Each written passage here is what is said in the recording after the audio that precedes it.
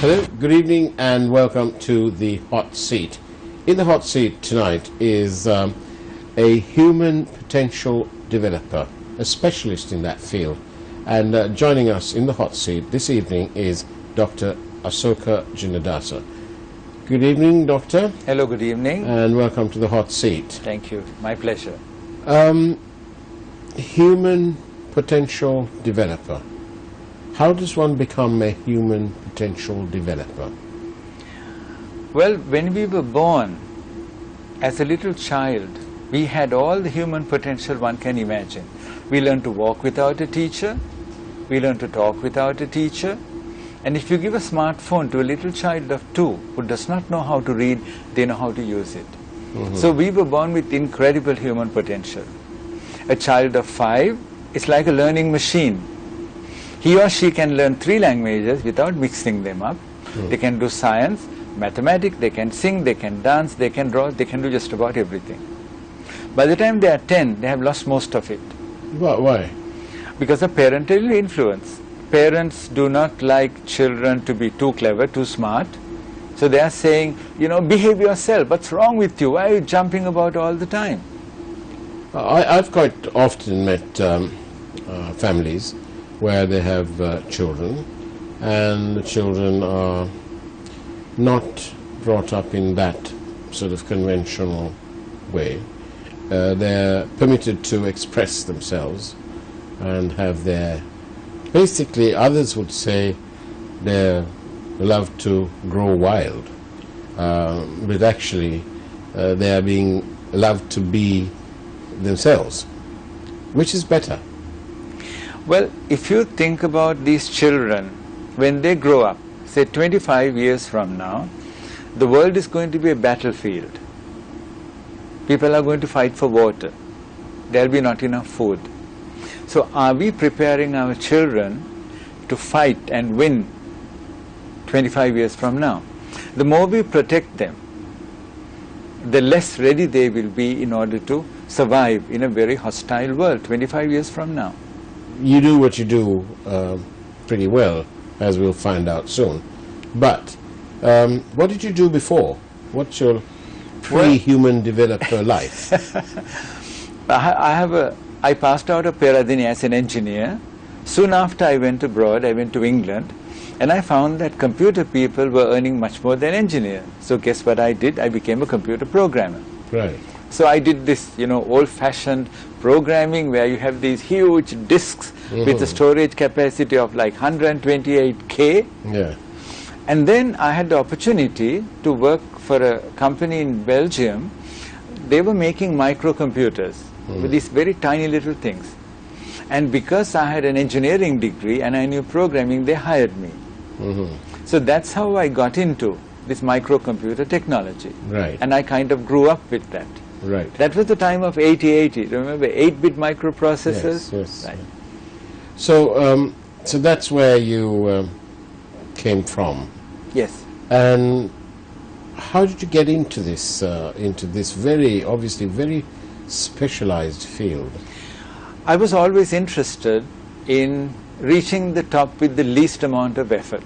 I'm a kind of a lazy person. Okay.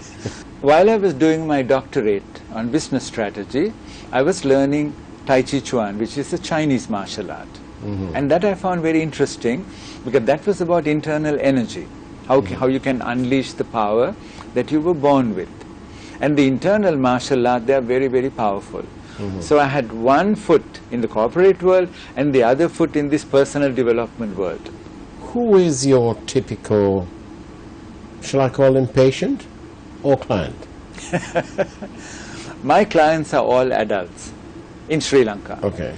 Because they have this program in their head that parents put into their head. In Sinhala you say Duan Nepa, Natan Nepa, Panin Nepa. The EPA program is what drives them today. I The see. fear of expressing themselves freely. But how does that sit with our culture? Because we have a culture of where we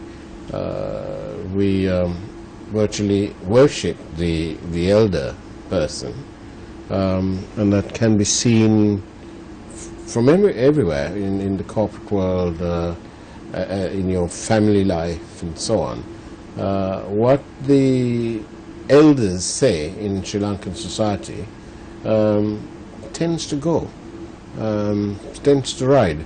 So how does that fit? The answer to that is that the world is becoming more and more complex. And this is the second law of thermodynamics, which says that the degree of chaos in the universe is increasing all the time.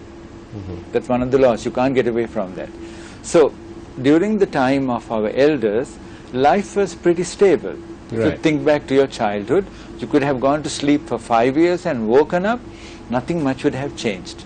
Right. But now, with the accelerating rate of change, their experiences no longer relate to the tools we need in order to succeed in our lives.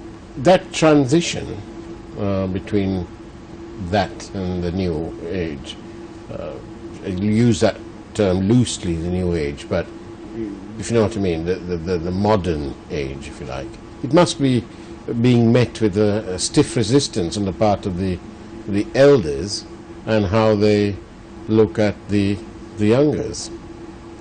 How do the elders cope with that, and how it must be a major battlefield for the youngers?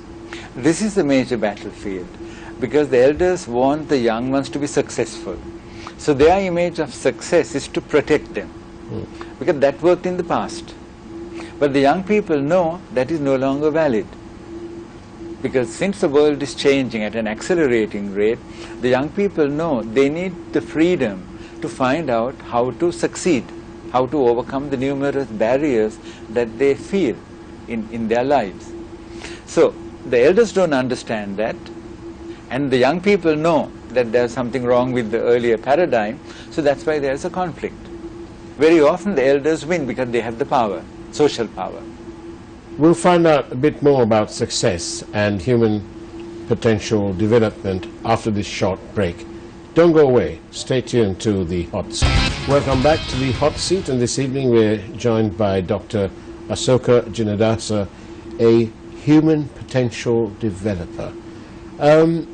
Dr. Jinadasa, thank you again for being on our program. My pleasure. And for sharing your expertise here. So how do you release? Do I have any potential to release? Well, we all have potential. Compared to what we knew, the power we had in the first 5 years of our life, we have incredible potential that is sleeping inside us. There was a study done about divergent thinking among kindergarten children. In a sample of 1,500 kindergarten children, they scored 98% of genius level.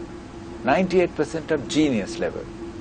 As they grew up older, that came down drastically because they became educated. Right. So that's the problem with the system that we have, because the education system is not geared to the rapid changes in the outside world. So who's your typical client then?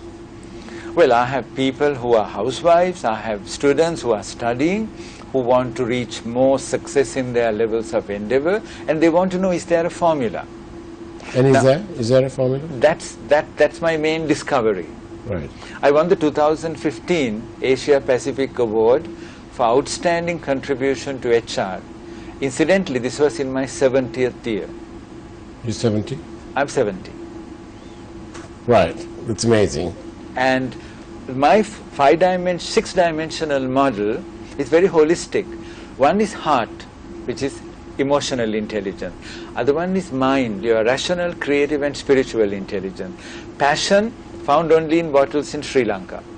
Focus is your ability to stay focused and achieve a goal no matter what happens. Your health, which is natural health without medicines, and your body. So these, I found, were the 6 holistic dimensions of success. In the book that I wrote called Flying Penguin, I introduced these 6 dimensions and I explained how to develop each one. And age has nothing to do with it. You can do it at any age. But penguins don't fly. Penguins normally don't fly. They waddle along and they spend a lot of time in the water.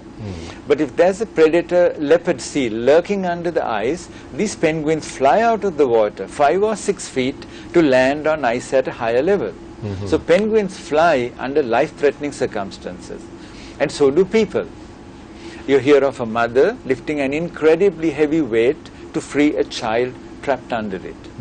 So I saw a close parallel between our ability and the penguin's ability to create miracles under life-threatening circumstances. I wanted to find out, can we do it all the time? And the answer is yes, we can. We can? Well, I got 2 major international awards in my 70th year. I haven't been to a doctor for 15 years. And my mind is sharper now than it has ever been in my life. And what have you been doing? Well, on the one hand, I come from the engineering world. I'm a chartered engineer. I have a US doctorate in business strategy. I have won awards in marketing and marketing communication. I'm a filmmaker. I won an award for my first film. And I just won in the 2016 International Book Awards, my book Flying Penguin is an award-winning finalist. So I've done a few things in my life. Just a bit, yeah. So how do you, let's say we pick one of our presenters, they're young, there are older ones too, but you know, they're young, let's say. How do you release that potential? How do you not release the potential, but how do you develop that potential to its full? The first thing is to make them feel that they are limitless human beings. So I remind them about the power they had as a child. Then I use music to take them back to the childhood. When you are a child, your brain waves are more relaxed. You operate in what is called the alpha state. That's a very relaxed, very creative state. So in my workshop, that's the first thing I do. Then I teach them how to breathe. See, we learn a lot of things at school, but we never learn how to breathe. Our breathing is only 1/3 efficient because we don't use the lower part of the lungs. So just by learning how to breathe, you get much more power into your body. Then I give them certain exercises which I have learned from the Himalayan masters and from the Shaolin temple, which maximizes the mental and the physical energy. That's all you need to do. They will find the power that they were born with because they haven't lost it. It's still sleeping inside them. Is that the same for everybody, no matter what age? Absolutely. Well, when we were children, we all had this power. Right. Any child from any background can use a smartphone before they know how to read. So we started with that. And that power, we haven't lost it. It is still sleeping inside us. What I do, I use a set of techniques drawn from behavioral psychology, neuroscience, oriental energy techniques in order to awaken that. So you conduct courses for this sort of thing? Yes, I do training programs. Very experiential training programs. So what does it cost a A-level student who wants to reach his or her full potential? What do you do? How much does it cost? Give them to me for 1 day. That's all I need. So 6 hours, 8 hours? If it's a public, yeah, in 8 hours I can do that because I don't teach them anything. All I do is to remove the negative programs in their head, give them a taste of the power that they have. For example, I show them how to keep the arm like that, and nobody in the world can bend it. Right. Just the way you focus sunlight with a lens to set fire like this? Like this. Okay. You can keep it like that. Yeah. This comes from Aikido, one of the Japanese martial arts, and nobody can bend it. All you need to do is to focus your energy, increase power by breathing into your navel chakra, and that's it. And you get out of the way. Your subconscious mind will make it happen. Then I teach them in 5 minutes how to remember a list of 10 things in the correct order. Right. You can learn it in 5 minutes. You can learn it in 5 minutes using what are called memory pegs. Right. So, in a very short time, I help them to experience the limitless power that's inside them.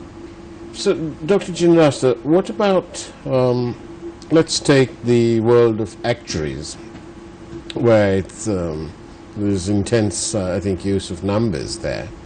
Do you get called in to help a lot of actuaries in that sort of industry, or where mathematics is key? In those areas, there are less problems because that is pure logic. Right. I get called into areas which are more related with what are called the soft skills. Right. Attitudinal, behavioral.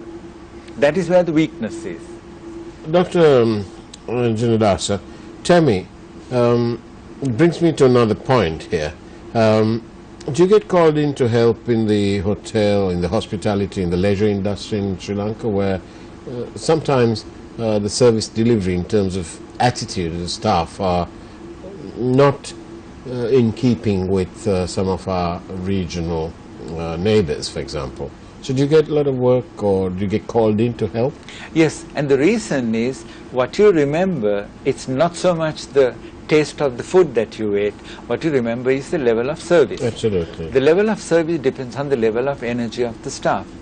So when one of the oldest five-star hotels reopened after refurbishment in November 2013, I trained all staff. In the same training program, I had gardeners, I had cleaners, junior managers, top managers in the same training program. Now that is because every single person in a hotel is responsible for the brand experience. As a result of that, within 5 months after they reopened, they have a guest satisfaction tracking index, went up by 40% in 5 months. Nowhere in the entire group, that was a worldwide group, nobody had ever done that. All I did was to unleash human potential that is sleeping inside these young people who are working in this hotel. That's all I did. That's amazing. So I suppose all these fast food outlets, these international chains, must have got some of this human potential development program somewhere in there, because if you take any particular chain and wherever you go in the world, that chain, the energy that the staff display is comparable to each other. So they must have that. Do you get a lot of work out of that? In fact, the Malaysia Retail Chain Association has hired me several times. First time they have hired a trainer outside Malaysia. And my job was to energize, empower, engage the members of this association.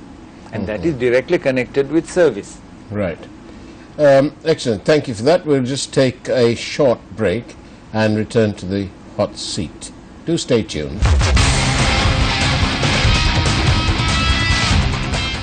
Welcome back to the hot seat, and tonight we have Dr. Asoka Jinadasa, a human potential developer.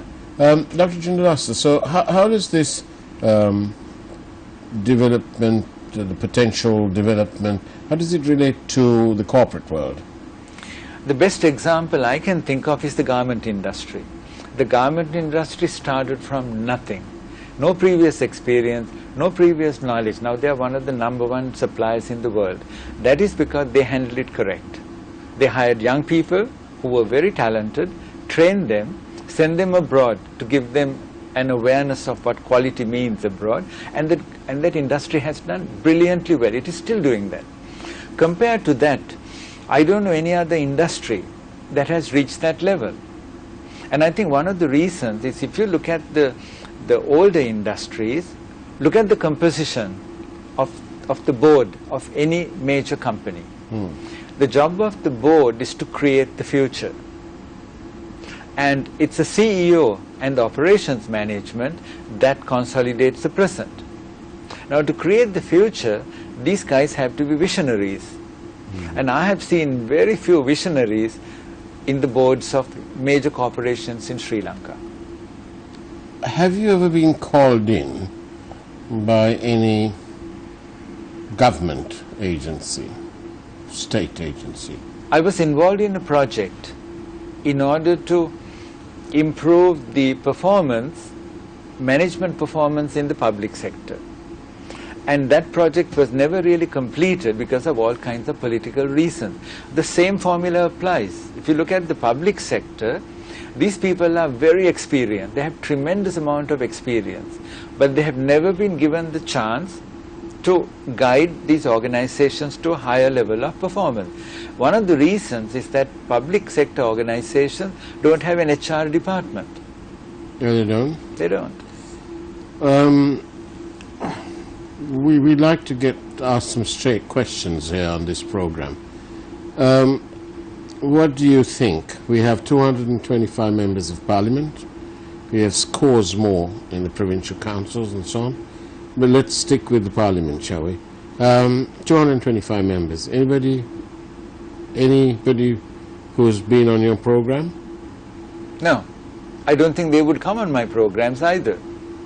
Because they have surely, when you watch them and you observe, you must be thinking to yourself, I can help them. Have you had that feeling when you watch them? They are very good at communicating with the public before they get elected. Yes, but what about when they're in Parliament and they're carrying the mace and running amok? What about that? Yes, if you look at the performance of the corporate sector, in the corporate sector, people are responsible. They are responsible to deliver certain results. We have no idea what the people in Parliament are doing, because they do not publish their objectives. They don't even publish an annual report. So we have no idea what these people are doing. So with that kind of lack of focus, it's obvious that they are not delivering something that is valuable. In this human potential development game, shall we say, in that industry, in that sector, which is the sector that is most aware and appreciates the need for what you do? To a great extent, the financial world. And there are several reasons, because even though I am not a banker, I have a lot of experience in the financial world. So they know that banks are usually offering similar levels of service. So in order to get a competitive advantage, very often they hire me. So do little companies that are trying to grow, because they realize... without naming names, Dr. Jinadasa, have you done work for any of the banks in Sri Lanka? Yeah, I have worked for some of the biggest banks in Sri Lanka. You have? Yeah. Do you notice a difference when you walk in the branch again?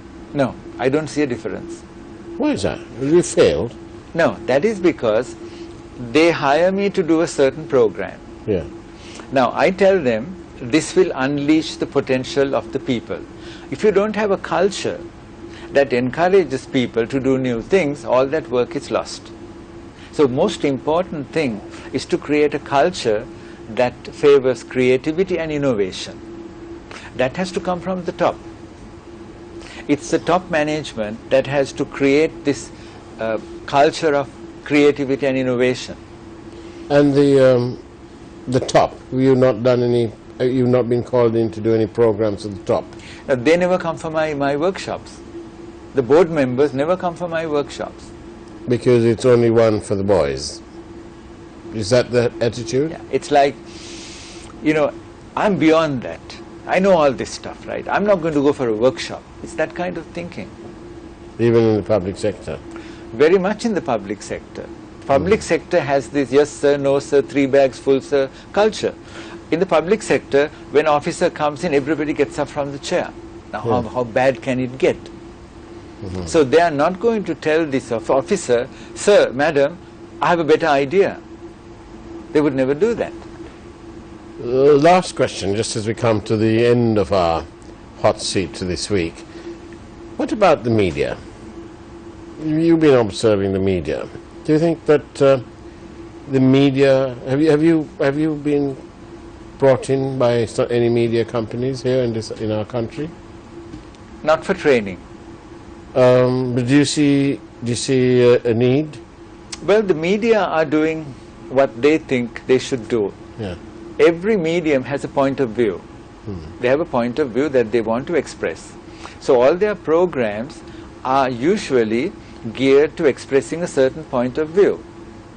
Because if you look at any problem, depending on the direction from which you see it, you can take a different take on it. So media have certain ideas, they have certain philosophy, they have certain values. So they focus on those areas. Last and final question really is, how can your program help in the reconciliation process, where there is obviously a battle of sorts going on between the Northern Provincial Council and the people of the former conflict area and government in Colombo. Do you see? Can your service, can your human development, potential development skills help them? Yes, if you look at children from different ethnic groups, they manage very well. They are friends, they don't have these issues. Later on, because of political affiliations, they take certain positions. But deep inside they are the same. All human beings work towards the common kind of goal. So if you energize and empower these people, they realize that I can work with anybody, and even more interesting, the challenges that I faced have made me stronger. The more challenges you faced, the stronger you are. So anyone who has not faced challenges will be weak. So that's a whole new take on this idea of people who have suffered. The people who have suffered are the ones who are stronger. Dr. Hassan Kujundadasa, thank you very much for being in the hot seat and for being on our network. My pleasure. Thank you very much. Thank you. Join the hot seat, same time, same place, next week.